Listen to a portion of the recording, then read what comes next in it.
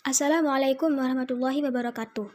Kami, siswi dari kelas 11 MIPA 7 dari kelompok 3 yang beranggotakan Ayu Mauludia absen 7, Laila Agustiana Putri absen 15, Mauludia Anissa absen 16, Melkia Helena Tantri absen 17, dan Sheila Adistia Ma'ruf absen 29 akan menjelaskan materi PPKN KD 3.2 pembelajaran 1 dan 2, yaitu Hakikat Demokrasi dan Klasifikasi Demokrasi, di mana daftar poin materinya sebagai berikut. 1. Pengertian demokrasi. 2. Asas demokrasi, di mana akan dijelaskan oleh Melkia Helena Tantri. 3. Ciri-ciri pemerintahan demokratis, yang akan dijelaskan oleh Ayu Mauludia. 4. Prinsip demokrasi yang berlaku universal, yang akan dijelaskan oleh Mauludia Anissa. 5. Prinsip demokrasi menurut beberapa tokoh, yang akan dijelaskan oleh Laila Agustiana Putri. Dan yang terakhir, klasifikasi demokrasi yang akan dijelaskan oleh Sheila Adistia Ma'ruf. Berikut paparan materinya. Pengertian demokrasi. Demokrasi adalah pemerintahan dari rakyat, oleh rakyat, dan untuk rakyat. Dalam pengertian yang lebih kompleks, demokrasi berarti suatu sistem pemerintahan yang mengabdi kepada kepentingan rakyat dengan tanpa memandang partisipasi mereka dalam kehidupan politik. Sementara, pengisian jabatan-jabatan publik dilakukan dengan dukungan suara rakyat dan mereka memiliki hak untuk memilih dan dipilih. Asas demokrasi. Asas demokrasi ada dua. Yang pertama, pengakuan partisipasi rakyat dalam pemerintahan. Adanya jaminan terhadap rakyat untuk dapat berpartisipasi dalam menentukan kebijakan negara dengan perlindungan hukum berupa perundang-undangan yang berlaku. Yang kedua, pengakuan harkat dan martabat manusia. Jaminan hukum terhadap pelaksanaan hak asasi manusia yang terdapat di konstitusi yaitu pasal 27 sampai dengan pasal 34 Undang-Undang Dasar 1945 dan peraturan-peraturan pelaksanaan lainnya. Ciri-ciri pemerintahan demokratis. Pertama, pemerintahan berdasarkan kehendak dan kepentingan umum atau rakyat. Berdasarkan ciri-ciri ini dapat kita definisikan sebagai ciri-ciri berikut. A. Konstitusional. B. Perwakilan, di mana kedaulatan berada di tangan rakyat dan dilaksanakan menurut Undang-Undang Dasar. Artinya yang memiliki kekuasaan tertinggi adalah rakyat walau diwakilkan oleh DPR. C. Pemilu. Salah satu indikator yang dijadikan parameter terhadap demokratisnya suatu negara adalah dengan cara menyelenggarakan pemilu. D. Partai politik. Partai politik jadikan penghubung antara rakyat dan pemerintah. Partai politik memiliki fungsi-fungsi sebagai perkembangan yang dapat dijadikan kunci bagi demokratisnya suatu negara. 2. Adanya pemisahan atau pembagian kekuasaan. Tujuan pemisahan kekuasaan negara ini adalah agar tidak ada suatu lembaga negara yang memiliki kekuasaan lebih dibandingkan badan kekuasaan lainnya, yang pada akhirnya menimbulkan tindakan sewenang-wenang. 3. Adanya pertanggungjawaban oleh pelaksanaan pemerintah eksekutif. Akuntabilitas pemerintah adalah dengan mempertanggungjawabkan setiap kebijakan yang telah diambil kepada rakyat. Prinsip-prinsip demokrasi yang berlaku universal. 1. Keterlibatan warga negara dalam pembuatan keputusan. Keterlibatan warga negara dalam pemerintahan terutama ditunjukkan untuk mengendalikan tindakan-tindakan para pemimpin politik. 2.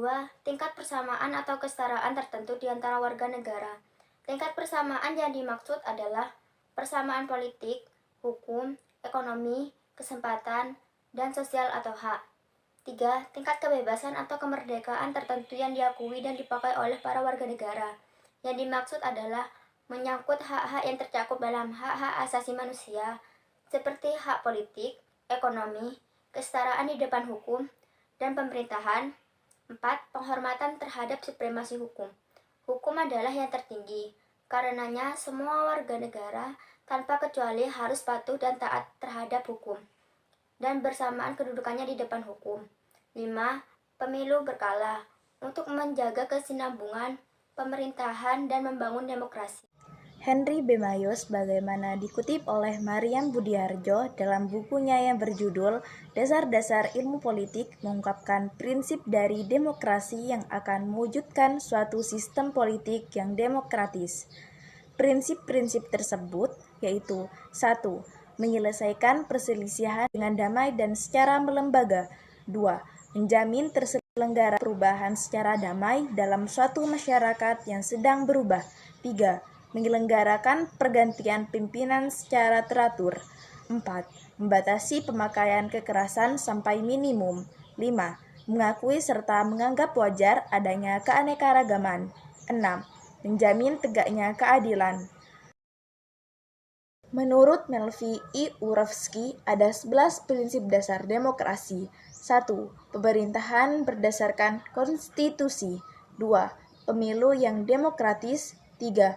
Federalisme pemerintah negara bagian dan lokal. 4. Pembuatan undang-undang. 5. Sistem peradilan yang independen. 6. Kekuasaan lembaga kepresidenan. 7. Media massa yang bebas. 8. Adanya kelompok kepentingan. 9. Hak masyarakat untuk tahu. 10. Kontrol sipil atas militer. 11. Peran kelompok-kelompok kepentingan.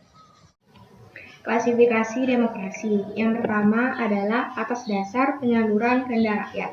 Dibagi menjadi dua macam demokrasi, yaitu demokrasi langsung dan demokrasi tidak langsung.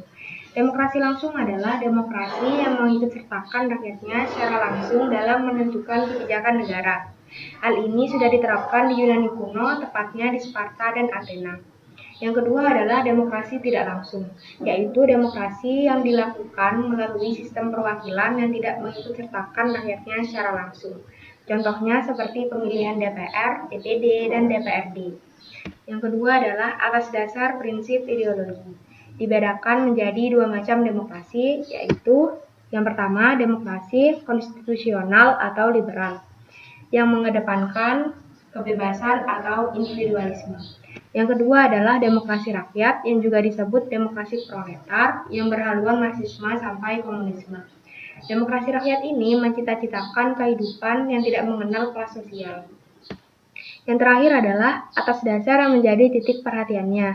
Dibedakan menjadi tiga macam demokrasi, yaitu yang pertama demokrasi formal atau negara-negara liberal, yaitu demokrasi yang menjunjung tinggi persamaan di bidang politik tanpa disertai upaya dalam menghilangkan atau mengurangi kesenjangan di bidang ekonomi. Contoh negara yang menerapkan demokrasi formal ini adalah Inggris, Amerika, Belanda, dan sebagainya. Yang kedua adalah demokrasi material atau negara-negara komunis, yaitu demokrasi yang dititikberatkan dalam upaya menghilangkan atau mengurangi kesenjangan di bidang ekonomi, sedangkan dalam bidang politik tidak terlalu diperhatikan, bahkan kadang dihilangkan. Contoh negara-negara yang menerapkannya adalah RRC, Korea Utara, dan Rusia. Yang terakhir adalah demokrasi gabungan atau negara-negara non-blok, yaitu demokrasi yang mengambil atau menggabungkan kebaikan serta membuang keburukan dari demokrasi formal dan demokrasi material. Contoh negara-negara yang menerapkan demokrasi gabungan ini adalah Indonesia, Malaysia, Mesir, dan sebagainya. Sekian dari kelompok kami, kurang lebihnya mohon maaf. Assalamualaikum warahmatullahi wabarakatuh.